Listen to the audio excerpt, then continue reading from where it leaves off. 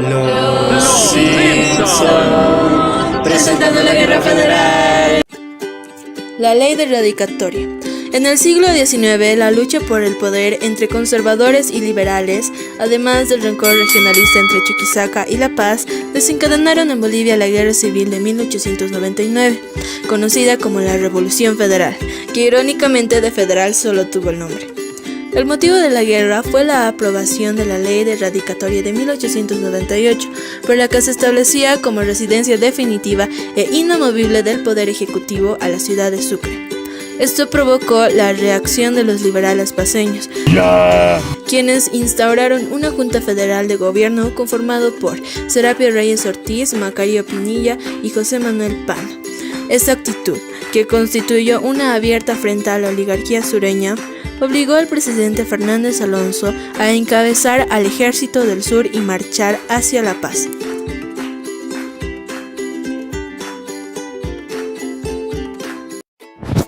El triunfo de los liberales paceños. Aunque el potencial bélico del Ejército Constitucional del Sur era superior al de los liberales, estos últimos contaban con mayores recursos humanos, prometiendo a los indígenas la devolución de las propiedades confiscadas por la oligarquía de La Plata, utilizando un discurso federalista, según el cual la revolución propiciaba la autónoma departamental. Las tropas paceñas se vieron reforzadas por la captación masiva de aymaras del altiplano y por el apoyo de los departamentos de Oruro y Cochabamba. Luego de varios meses de lucha, las tropas del norte dirigidas por Pando, derrotando al ejército conservador en las batallas del primer crucero, Chacoma, y el segundo crucero, Paria. La acción de los indígenas al mando del Zárate Huilca fueron decisivas para el triunfo federal. ¡Sí!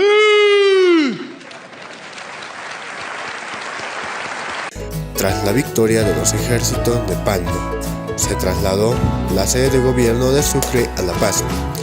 Se abandonó la bandera federalista levantada en la guerra civil. Se reprimió durante a los indígenas que participaron en esta y se inició la era liberal del siglo XX. Matemáticas, hijo, con eso alegarás, pero los números no mienten. El proceso de Mausa. La corresponsabilidad del nuevo régimen liberal con respecto al levantamiento indígena no era desconocida para los detractores del régimen ni para la opinión pública en general. Por ello, era necesario para las nuevas autoridades borrar su participación en aquel engorroso hecho. Fue por esto que el nuevo gobierno decidió iniciar varios procesos judiciales encaminados a develar los sucesos y castigar a los culpables de Penas, Ayoayo y Moza. El acontecimiento más novedoso e impactante de la Guerra Federal fue la participación de grandes grupos indígenas que aprovecharon la confrontación civil para defender las tierras de comunidad que desde 1880 fueron usurpadas. En un primer momento, los grupos indígenas dirigidos por Zárate Huilca, conocido como el Temible Huilca, había llegado a un acuerdo con José Manuel Pando, quien le había prometido la liberación de la población indígena y la restitución de sus tierras de origen si le daban su apoyo. ¡Neta, me lo juras! Al mando de Pablo Zárate, los aymaras, con palos y piedras, enfrentaron a los fusiles y cañones del ejército constitucional y lo derrotaron. Las victorias sucesivas alcanzadas por Zárate Huilca en 1899 hicieron crecer la fuerza de su ejército y a la vez el temor de la población hacia la población indígena. Se aliaron al Partido Liberal y se pusieron bajo las órdenes del Ejército Federal, pero a medida que se desarrollaba la contienda, estos comenzaron a mostrar objetivos autónomos, tendentes a derrocar a la clase dominante en su conjunto.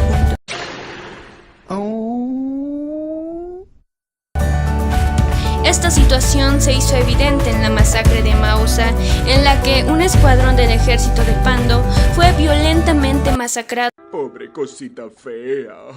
En la iglesia de esa localidad, en el proyecto de constituir un gobierno indígena en Peñas y en el asalto y destrucción de varias haciendas del altiplano. Esta actuación autónoma de los indígenas permite al historiador Ramiro Condarco sostener que la guerra federal encerró dos guerras. Una, la contienda entre facciones de la élite por monopolizar el poder político, y la otra, la lucha reivindicativa de los indígenas frente a la acción opresora de la clase dominante en su conjunto. Esta última fue la que puso en peligro la hegemonía de la mancomunidad criollo-mestiza y determinó que, una vez terminada la guerra que dio el triunfo a los federalistas, los indígenas rebeldes y sus líderes fueran juzgados y posteriormente ejecutados. No, God! No, God, please, no! No! No! No!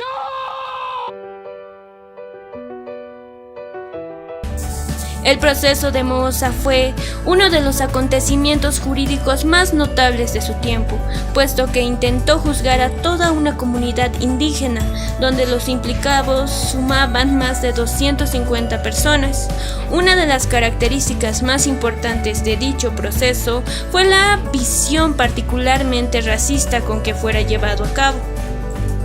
Los indígenas solo fueron utilizados como auxiliares de guerra en beneficio del Partido Liberal. Eran los revolucionarios federalistas. José Manuel Pando aprovechó a los indígenas para robustecer su causa, y cuando llegó a la victoria, mi momento ha llegado. Gracias a la población indígena, este no cumplió nada de lo que se les había prometido. Convenció a los miembros de la Junta dejar postergado el tema de la ciudad de La Paz como capital hasta la próxima Convención Nacional, y Pablo Zárate y dos más fueron asesinados. Vaya, eso explica muchas cosas. Discurso federal y la conversión de la élite boliviana. Tal como sostiene Hirosowski, el federalismo fue la bandera que permitió a los libertadores vincular elementos heterogéneos a través de un discurso que, encubriendo intereses localistas y practicarios, se demostraban hacia afuera como el promotor cambio de importancia nacional, la promesa de devolución de tierras confiscadas a los indígenas y la defensa de la necesaria autonomía política de los demás departamentos del país. Permitió que grandes fuerzas apoyaran a los libertadores y favorecieran su triunfo definitivo sobre los conservadores. Sin embargo, una vez que el Partido Liberal alcanzó el poder con Pando como presidente, Lo logró, señor. ¿Lo logré? ¿Lo logró? ¿Lo logré? Lo logró. Lo logró, señor. Lo logré. Lo logró. Lo logré. los principios federalistas se abandonaron y se adoptó un rígido centralismo impuesto desde la ciudad de La Paz. Para justificar esta decisión, los líderes esgrimieron nuevos argumentos, según los cuales el país no estaba preparado para asumir el régimen federal, ya que este potenciaría el peligro del caudillismo y la amenaza desestabilizadora de los grupos indígenas. Sin embargo, la razón del fondo para el que diera el federal no se llevó a cabo fue de otra manera. El objetivo central de la guerra de 1899 no fue el de reemplazar un gobierno centralizado por otro federal, sino sustituir el poder de una fracción de la élite por otra. ¡Oh, my God! ¡Wow! La federación fue entonces un solo medio de regeneración política, un pretexto para denotar al presidente Severo Fernández Alonso como representante de la hegemonía del sur, y dar espacio político a otro grupo de poder de la clase dominante del norte. Por tanto, el enfrentamiento entre conservadores y liberales no fue una condena entre diversas ideologías, sino fundamentalmente una lucha entre diferentes acciones de la élite boliviana para continuar en el poder de emitir una mayor participación de los indígenas en el ámbito social, económico y político del país.